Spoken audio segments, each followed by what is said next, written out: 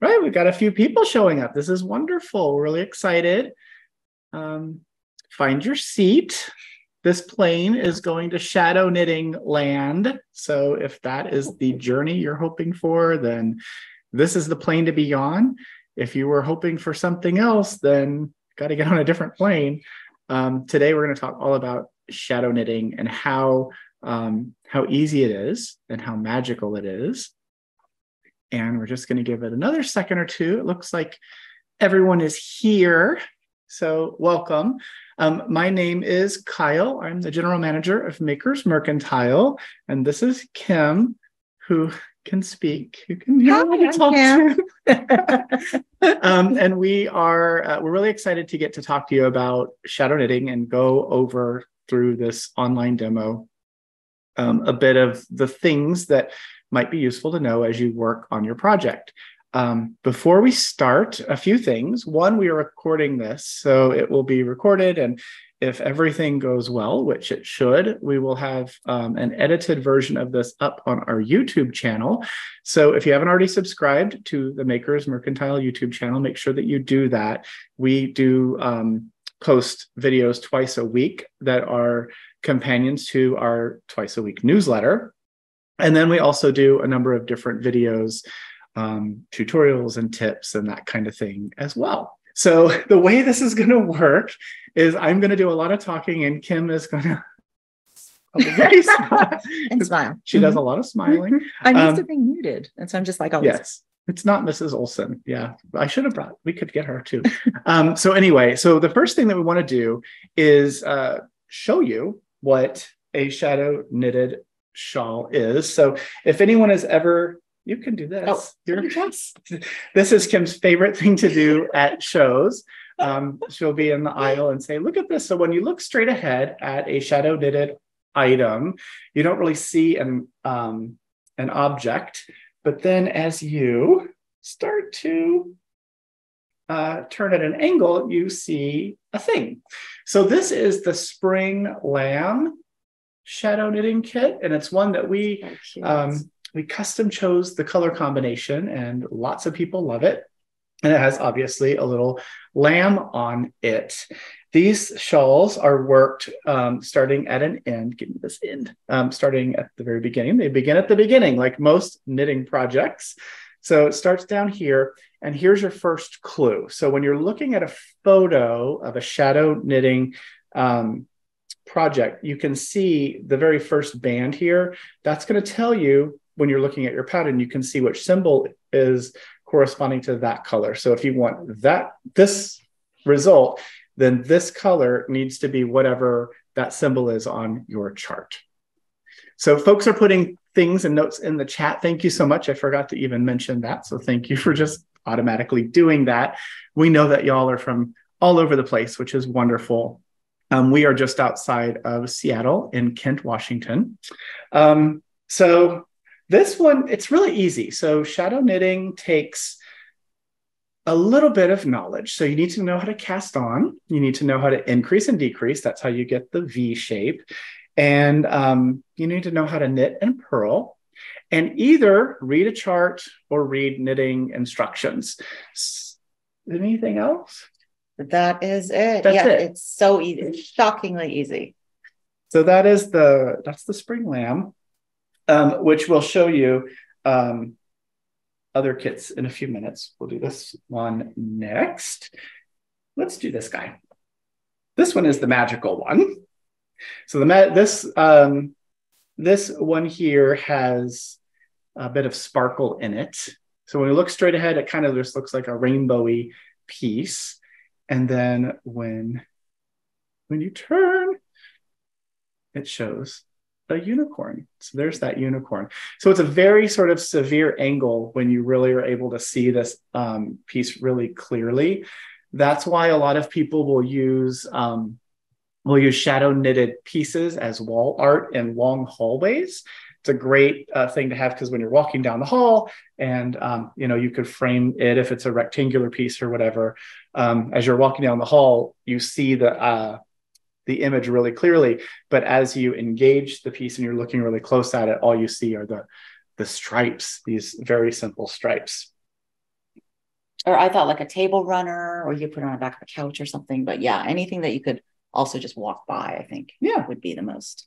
And when dramatic. it's worn, would you like to model it? Want to model everything, Ken? So when you're wearing it, it just looks sort of like a bunched up, stripy piece, right? So it is a secret that you get to carry around with you, that you have a unicorn by your side, if this is the one that you have. But if for those very special friends you want to show them, then you can take it off and say, look at this, look how cool it is, which is what most of us do when we have our shadow knitting. Yeah. So I am looking for questions. I see none yet, which is awesome because we haven't started telling you a whole lot of stuff yet. I'll show you one more, or we will show you one more. This way, yeah. So when you look at this one straight ahead, and the video reveals a whole lot. So when you look at it straight ahead, it's very black and actually that's a really great view of it. Yeah. And then when we start to go at an angle, you get to see where we're from. Yay! So this is the Seattle Skyline Shadow Knitting Kit, and it just uses black and white yarns. Each time that you're working across, you're going to be just working with one color. So the white, you'll knit all the way across for the first, the right side row. And on the wrong side row, you're going to follow the chart or the written instructions and either knit or purl on your way back. You cast on with a color, and in this case, it was begun with the black. And then you just work across back and forth, knit a row, and then combination knits and purls. And when it's worn, it's just stripy fun. But if you want to show people your favorite city, then you can take it off and show them. This is a great one for a table runner or a haul or something that's really impactful. Yes. So I don't know if any of it, I'm assuming most of you have not shadow knit yet, which is why you're here. And so just an introduction, it is so easy. So if you're daunted by it, or you're here because you're a bit intimidated, just know it's very easy. Like Kyle was saying, basically you'll have a main color and a contrast color, and that can vary. Oftentimes it is just a black and white, two different colors, but you do potentially also maybe have a main color and then a variegated or something, but you'll have two colors, and all you're doing is going down and back with one color, down and back with the other. So there's no question on what color you should be using at whatever time. All you really have to do is just know if you finished with your black, you know, next is white. And so just down and back, down and back. And then also know that the right side of the work, you will always knit. You will always knit the right side. No matter what, you will always knit. The only time you really have to pay attention and think a bit is on the wrong side. And even the only thinking you have to do is, oh, it's telling me to purl, so I better purl. That's it. And so that is how you get the effect of these ridges, which creates your shadow. And so it's just these strategically placed purl bumps or purl ridges that appear magically at an angle. So you just want to make sure that the appropriate color is creating the shadow. So whatever your picture is, but you don't have to think about any of that. You just follow directions, and then the magic, and the magic happens. Which is kind of the case with lots of stuff, with baking or cooking or whatever. You just do what the thing says, and generally we have good results. And we followed regular knit patterns before, where we're like, okay, and it just magically all comes together. Does it. So I'm going to go into a second camera here. There it is, along with my mouse. And I want to. This is our free download that explains how to do the shadow knitting. And we did update this today. So if you don't have the updated version, we encourage you to download the new updated version. So on here, it has a couple tips, of course. One of the most important ones, I think, is the type of yarn that you're using. You want it to be uniform in size. So hand spun or yarns that are thick and thin are probably not going to be the most ideal for a good result that's crisp and graphic. We want yarns that are consistent in diameter or consistent in thickness as they work all the way through. Number two, I would suggest at least one of those yarns probably needs to be a solid so that you can really see that difference. So the unicorn was a navy and then multicolor for the second color. You're going to be alternating your colors every other row. So on the right side row, you always are going to knit all the way across with a brand new, whichever one you weren't using. And then on the way back, you're going to follow your chart or follow the instructions and do a combination of knits and purls to get back to the beginning of the row. And then the next right side row, you change to the next color and off you go. The yarns that are being carried, we're going to carry them up the side of the work. And we'll talk about that in just a bit. We'll show you, Kim's going to knit for you. Very exciting.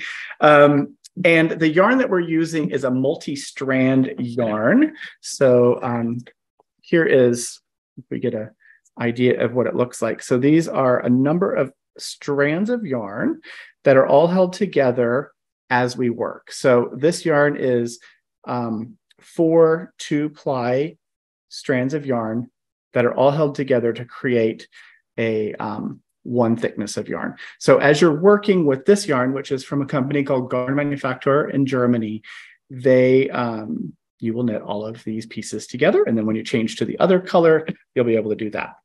So that is most of what's on this page. And then the instructions. So just like any other knitting pattern, this has 2 different opportunities for you to navigate your instructions. You're either going to be able to, you're going to follow the very beginning, of course, and then at some point it will tell you with either a subtle hint like row 1, or it'll say start doing the chart or work the chart. So we're going to cast on 36 stitches or multiples of 12. And then we're going to start immediately down here on this chart. So made a larger chart that might be easier to see, a little bit bigger from the camera. And Kim is working she's already worked a full repeat. You want to show them what you've done? There it is. So I have done 2 repeats of this chart so far. And so as you can kind of see, it's at a little bit of an angle. The camera, you can kind of see it, but as we move it, you'll definitely see you'll be able to see the boxes. It's just kind of a checkerboard. And that's also the beauty of using kind of highly contrasting yarns, is that does pop quite a bit, kind of like the black and white shawl. It's more dramatic that way, in my opinion. And so I've done 2 repeats, and as I said, so I'm going to do some knitting, but as I said, always knit the right side, and I can show you too as far as just carrying your yarn. And I think a lot of us have done this with a lot of projects. A lot of us have worked with 2 different yarns, and so I just always bring my new working yarn up. So before you start knitting, I just want, if you've never worked with a chart before, I just want to show people a quick understanding of what this chart means. So there's 2 different colors here, these horizontal stripes. The white one is one color, the blue color is a second color of yarn. So 2 different sources of yarn. And this chart is read flat. So when we begin on a right side rows are read from right to left. So we'll start here and work by reading the instructions in this direction. And there's a key on the printout that says this little empty box means knit on the right side. So just like we said, you're going to knit to the end of the row on your right side row. And then wrong side rows are read from left to right. So we're going to start over here, and we see these boxes that have dots in them. There are 6 of them here. And we know that dot in the box means to knit on the wrong side. And then when we get to the empty boxes, or just the plain boxes, those are purl stitches on the wrong side. So whatever you're doing on one side, you do the opposite on the other when you're knitting flat. Because there's a whole bunch of rows here, sometimes it's a little confusing when we see all those things. So many people, including me, like to use something like a ruler and make it so that I only see this bottom row. And I'll put my ruler here so I see whatever row I'm working on directly below the ruler. And we'll just pretend like if I was way up here, I would be able to see the row I'm working on, which is going to be a wrong side row. It's an even number. And I see all of the information of the things that I've done. So that way I can see if I mess up. I know that I'm changing from knits to purls right about the same place all the way across here. So I'm going to bring this back down to row number 1. And lucky you get to watch Kim's hands You knit. get to just watch me knit. So I got started. Do you want to check the box and make sure there's no questions so far? Oh, sure. I haven't been able to look at that. So this is going to be super exciting. I'm just knitting. So as we keep saying, it's the right side. What's up? Look at the camera. Oh, let them see your knitting. Oh, there you go. Camera. Yay. So yes. Where's my, sorry, everyone. Let me grab this. So yeah, as we keep saying, you always knit on the right side. So right side showing, no matter what, knit. Don't get frazzled. Don't think, oh, I'm supposed to be doing something. The right side, you just always knit. All the magic happens on the wrong side. So I'm just knitting across the right side. And I know that since I've, already done a couple of repeats. So for me, the white color on the chart is my lighter blue. And so we're just going to knit across just like normal. And while Kim is doing that, I'm just reviewing all of the comments. People are from everywhere, which is wonderful. So the printouts, Stephanie is asking, where do we get the last page? So the printout, this piece here is just a large version of the chart that is on the in the document that's called Shadowy Practice Square. That's what we called it. So when you go to makersmercantile.com, in the top right corner, there is a box and you can just type in practice. And when you hit enter, you'll be able to see, you'll see that, that thing. You can add it to cart and check out. It's free. You just go through that checkout process and you'll be able to print this. So what's cool about this practice piece is it doesn't matter when you're knitting. It doesn't matter. Let me go back. Let's go to our faces. Hi, I'm over here now. It doesn't matter what kind of shadow knitting you're doing. What matters when we're determining whether or not we like the fabric we're getting is what size needle we're using and the yarn. So you're doing a combination of knitting all the way across and knits and purls back. And by doing that, you're creating a fabric that would be shadow knitting if the knits and purls are in the right place. But just for the purposes of sorting out your gauge and make sure you like the fabric that you're getting, you can just use this little grid instead of following the more complex directions of knitting like a skyline or something, which are also not that complex. Right, yes. Other questions. So Susan is saying Garn Manufacturer has many shadow knitting patterns on their website. And yes, so we have a lot, they have a whole lot more. We can order anything that you want, any of those shadow knitting kits. You just email us, hello@makersmercantile.com. Let us know which one you're interested in. And we're able to work with them to get that pattern in English for you and also the yarn. And we get better shipping rates than buying it direct. Yes. So. And the rainbow color, was that from the unicorn? Yes. Okay. So that was a Garn manufacturer. Yes. And we're going to talk about how to navigate so that we print a companion piece here. But I want to make sure that we get through the wrong side. I keep wanting to say purl side. It's not, it's the wrong side. Yes. Non-public side. So here are Kim's hands. Okay. Again. So we have knit across the right side, which we do every single time. I can't say it enough times. Always knit on the right side. And then now we've come to the wrong side, which is our row 2. And we're going to start on this side. So I want a purl bump on the front, which means on the back, I need to knit. And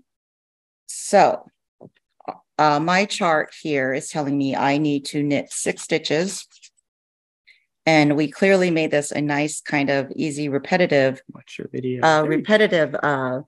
Piece so that we're not trying to trick anyone. We just want people to feel comfortable with this technique. And so we made it nice and simple. So we're going to knit 6, which is going to, if you sneak a peek, create a purl ridge on the front. And then it says, next, I want to purl 6 stitches, which since we are purling on the back of a knit stitch creates stockinette, which will be that nice smooth look. And so we can have a look at that after I get these stitches done. And it doesn't matter whether you throw, if you're English or a continental knitter, it doesn't matter whether if you knit in a unique way that maybe someone in your family taught you. These are just simple knit and purl stitches. So if you get those 2 knitting stitches down, if you have them down, then you're good to go. Exactly.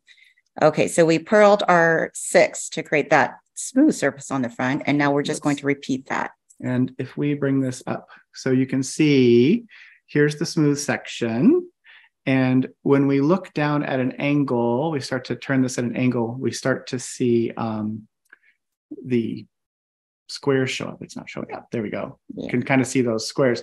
The image is showing up on by the pearl bumps that are showing on the front side of the fabric. That's what creates the image. That's the image part. And now I'm just going to continue per the chart, going to continue to knit 6 and purl 6 all the way across. So I will knit. Yeah, Susan says, yeah, the shipping is more than the kit.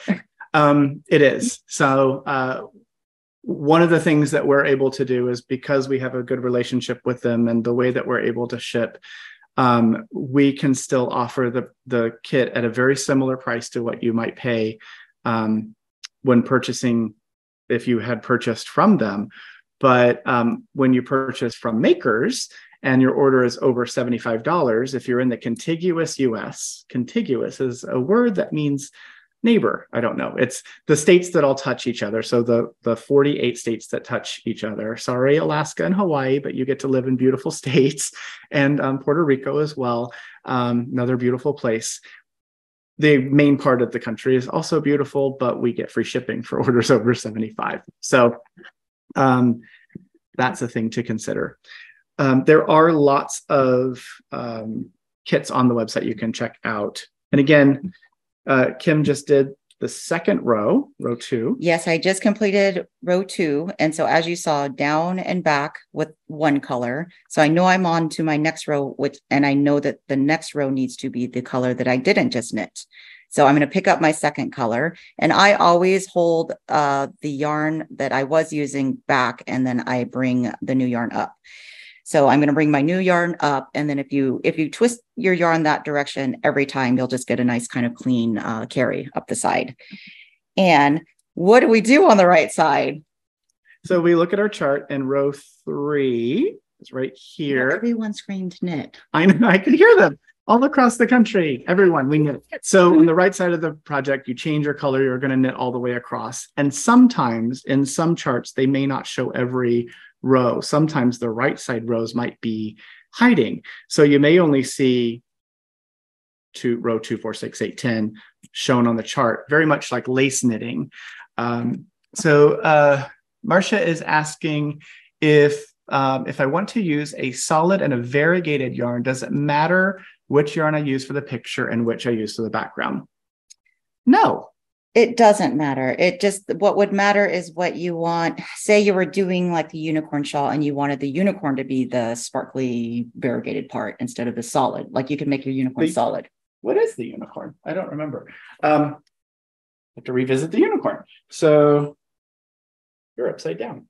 So if the unicorn, I know we're a tiny picture right now. Let's go back to the big picture. You are. Hi, everyone. So the unicorn. So that unicorn is the multicolor. It is. And the background is the dark blue solid. So in this case, that is what it is. So it shows up the unicorn being on a dark background. So it depends on, is your solid a light or a dark? And do you want the image to be a light thing or a dark thing? In the cityscape, our city is a black skyline, and the text is white. So if we flipped the two yarns, if we flip the order of the yarns, it would be Seattle at night. So you could do either. What other questions were there? I think there might have been something else in here. Just a note that it's very similar to mosaic. Yeah, it's very similar. You can do light and dark or light in mosaic knitting as well. So you knitted 2 rows. Yeah. How does anything seem scary about it? Does anyone have any questions or reservations about shadow knitting? I think they all. I think everyone's good. Yeah, I think they all know how to do it. Great. So let's go to the next part, which is how to navigate this pattern. So thank you, Kim. we're going to go into the second camera again, our friend. And there it is. This is a thing that we wrote, and it's ever evolving, this little document. It's just 3 pages that explains some of the things that you might encounter as you are working through a shadow knitting kit. So you might, if, let's just say, so here's the shadow kit. This is the Seattle kit. And inside the Seattle kit, you're going to get the pattern, and you'll get the yarn. So here's the yarn. It's a light and a dark yarn. And it's just 2 sources of yarn, color, main color, and contrasting color, or color 1 and color 2. The pattern itself will have lots of information in it. And generally, like the written instructions say, 3 knit, 36 purl, 2 knit, and so on and so forth. And at the beginning, there's an MF and HF. So the MF is the motif color, and HF means background color. If you don't want to read the instructions, this is reading too much, it's too much for you, you can go to the chart. And what's really interesting about these charts is if you view them sort of at an angle, when you can kind of see it actually in the video, but you can really see what the thing is. And it's a lot of information on a small piece of paper, but you're just going 1 row at a time. So if you take your ruler, whatever the ruler is, and you look just at 1 row, you'll be able to deal with just the 1 row, which you can't even see because the camera is so far away. I had mentioned that sometimes charts don't show that first row. This chart only shows the wrong side rows. You see how there are purl and knit stitches on all of these, every row that's here. That means that the knit row, the one that goes from right to left, that you're just knitting across with the new color, it's not represented on this chart. So that's. And then we just want to show Andrea again about carrying the yarn up. And it's not anything tricky. It just literally, when you're changing colors, I'm on the wrong side now, but if I were on the right side and I were to change colors, say I want to knit this dark blue now, I just hold this yarn out of the way and I just bring the dark blue up and start knitting it. So for me, my new working color is always wrapping under the old color. And so if you consistently, whichever direction you want to wrap it, as long as you're consistent, it's going to look nice up the side. And it will become consistent. Every time you're going to grab it from under, or you'll grab it from over, whichever is more comfortable for you. And this is what that side looks like. So I'm going to try to focus. Don't focus too much. It's not like perfect. It's fine. So yeah, so using the same as Intarsia technique, the yarn that you're done using is going to stay here in the back, and the new one's going to come up. And you can make good. That made sense, Andrea. Yay. You can make notes about that on your chart, which I do that a lot. If there's a thing that needs to be repeated in my project, I will make a note that says, right, whatever, do this one, bring it up the way it's up. The other things that you'll see in here, there's some information. One is a note that says, look at that reference photo of the picture that's in the, that's on your pattern page. And you'll see by looking at that picture, the very first cast on image, which you can see there, or if not, you can probably see it in the images on our website, which one will be the MF motif color or HF background color. Now, sometimes in some patterns, you'll get a whole bunch. This is from the unicorn. You'll get a whole bunch of cakes of yarn. Yay.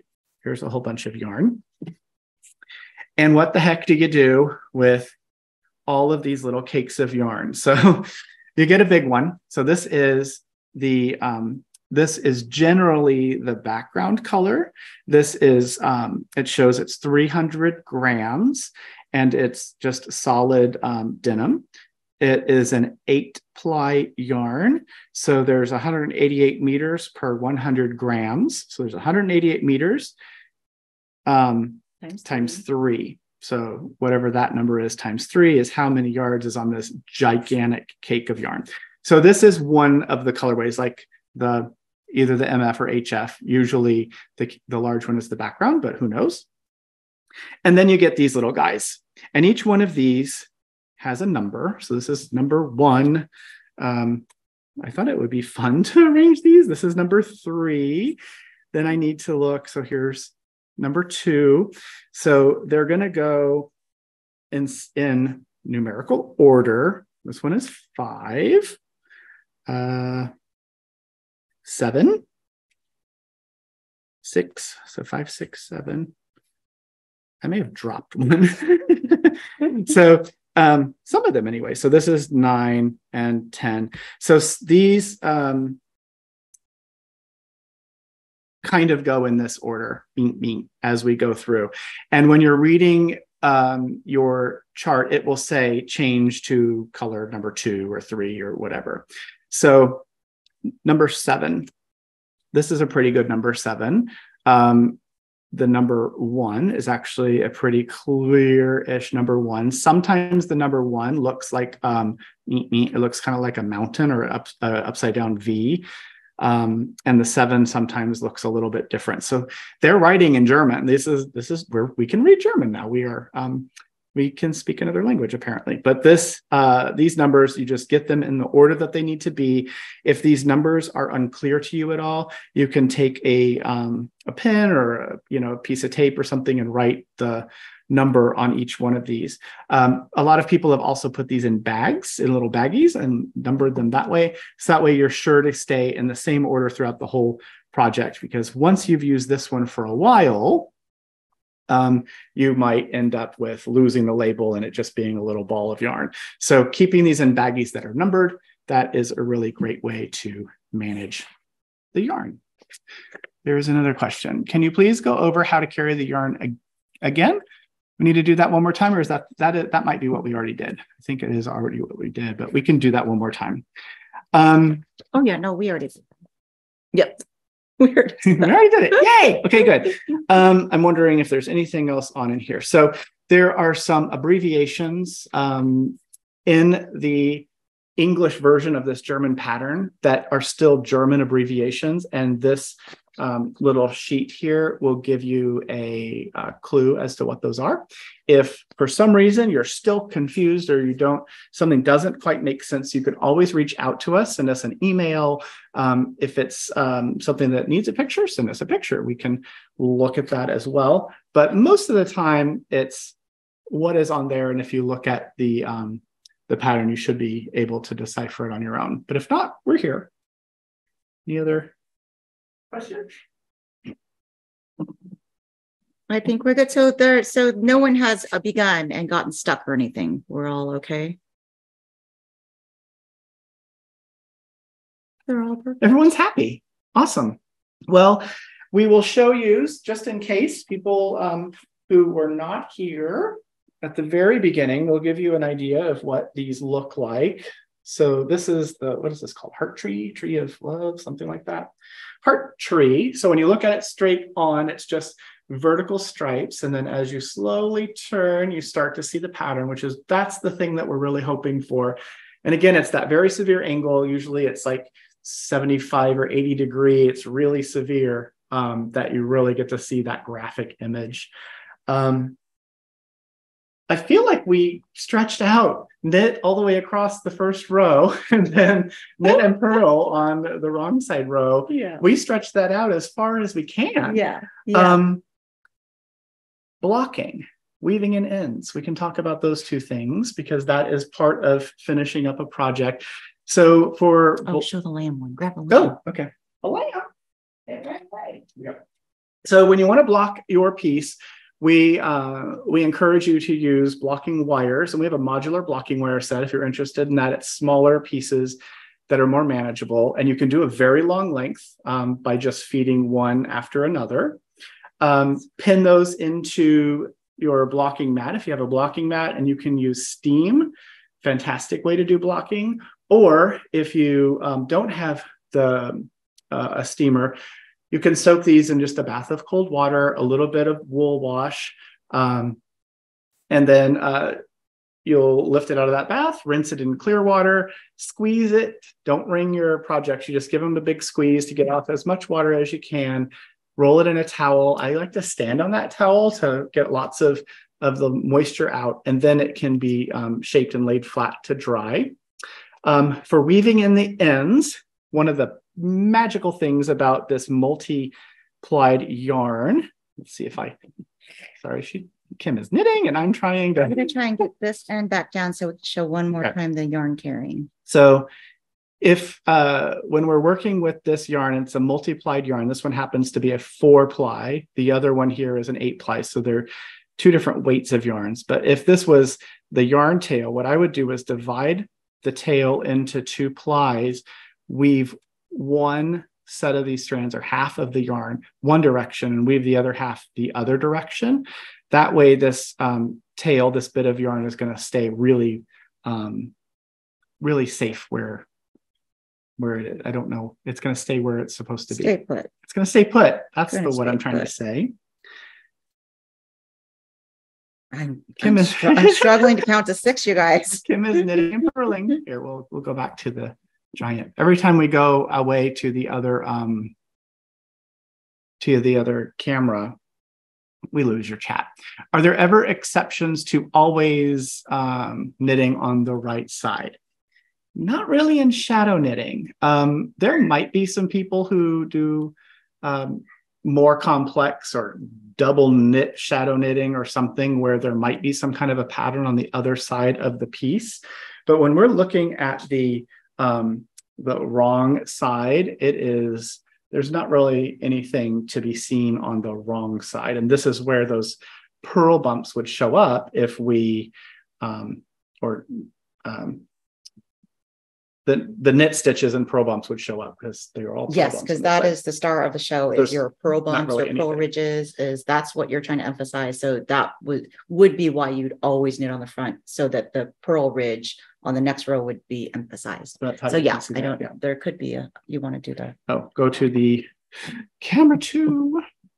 Let's get that back. Okay, so what the yarn that Kim just finished using is the dark yarn.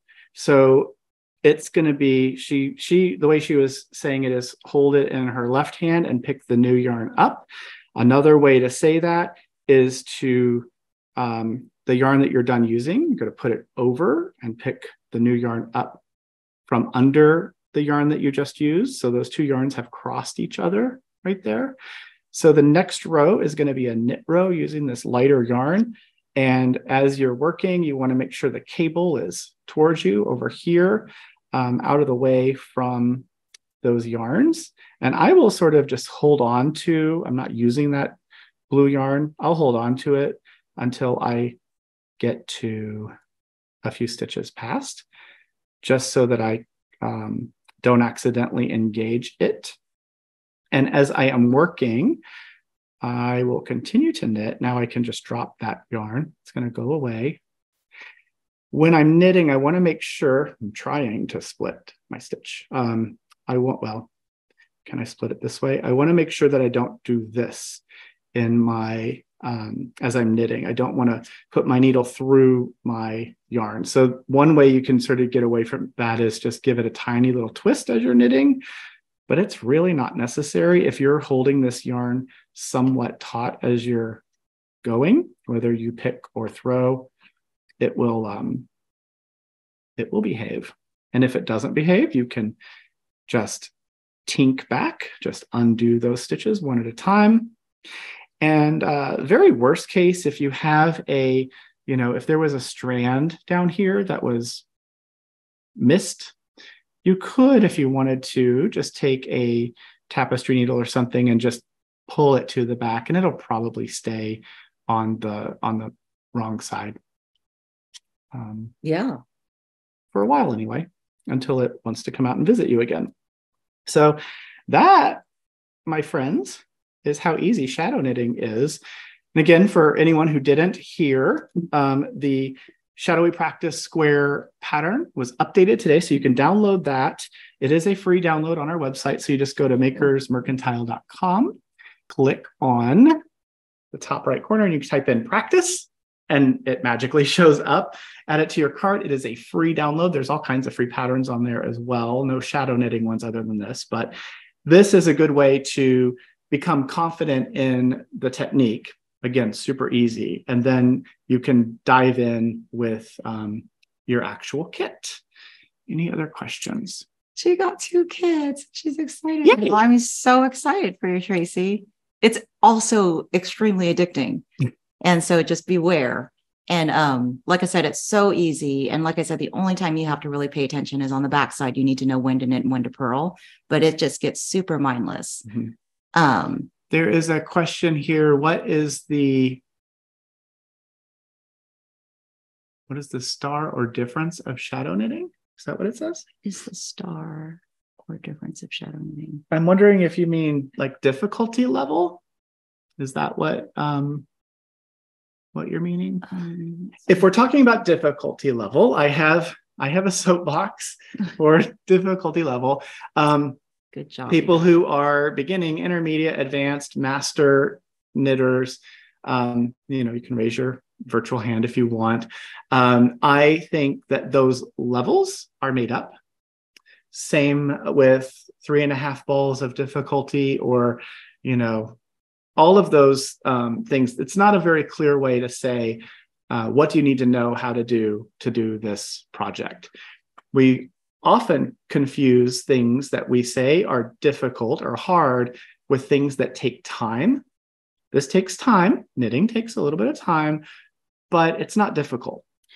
Yeah, I always use that more of a gauge. It's like, how much am I going to have to think? Yeah. And so I think that's kind of like the direction it's gone, because, difficulty is very subjective. So instead of difficulty level, in many of the patterns that we do, we say, what do you need to know how to do in order to complete this project? If you know how to cast on, knit and purl, increase and decrease, bind off, weave in ends, these are all very, sort of the things we start doing at the very beginning. If you can read a chart, awesome. If you can't or don't want to read the chart, no worries. You can read the written instructions as you go. So I do want to answer this question May had, as far as some of them are 4-ply and some of them are 8-ply. And no, you do not need to split the plies ever. We just offer kits in different weights. Yeah. So so the lamb that Kim is wearing is it's a fingering weight. So that's the 4-ply yarn. It's 4 strands of that yarn. The unicorn, that's this one, is the 8-ply. That's more of a worsted weight. And I think I had it right here. It's a 6, isn't it? Yeah. This is a US 6 or a 4mm needle. So that's and the this heavier, is like a 2 or a 3. I don't remember. Yeah. So that's the only difference. But no, you do not have to split plies. That would be and if it is 8-ply, you hold all 8 plies together as you knit, and it makes a bigger, heavier. Oh, she meant project. What's the difference between shadow knitting and color work? Oh, good question. So shadow knitting is a type of color work. There are other kinds of color work as well. Someone had mentioned mosaic knitting, which is working back and forth with color A and then back and forth with color B. Usually it's knitting and slipping stitches. There is intarsia, where you might work with more than one yarn source working across a row or round. If you were making like the flag of Japan, you'd have a source of yarn that's white, and then you would drop that yarn and pick up the red one to do the dot in the middle, and then you drop the red, pick up another source of white to finish. So you'd have 3 to get all the way across. There's stranded knitting, which a lot of people will say Fair Isle, but the Fair Isles is a very specific place. Stranded knitting is using generally 2 strands, 2 colors of yarn at once on a row or a round, and you're carrying a yarn or floating a yarn across the back of the work as you go. There's so many different awesome ways to do color work in knitting, but shadow knitting is just one of them. Yeah, and shadow knitting, to me, the biggest difference is just you're using one color all the way down and one color all the way back.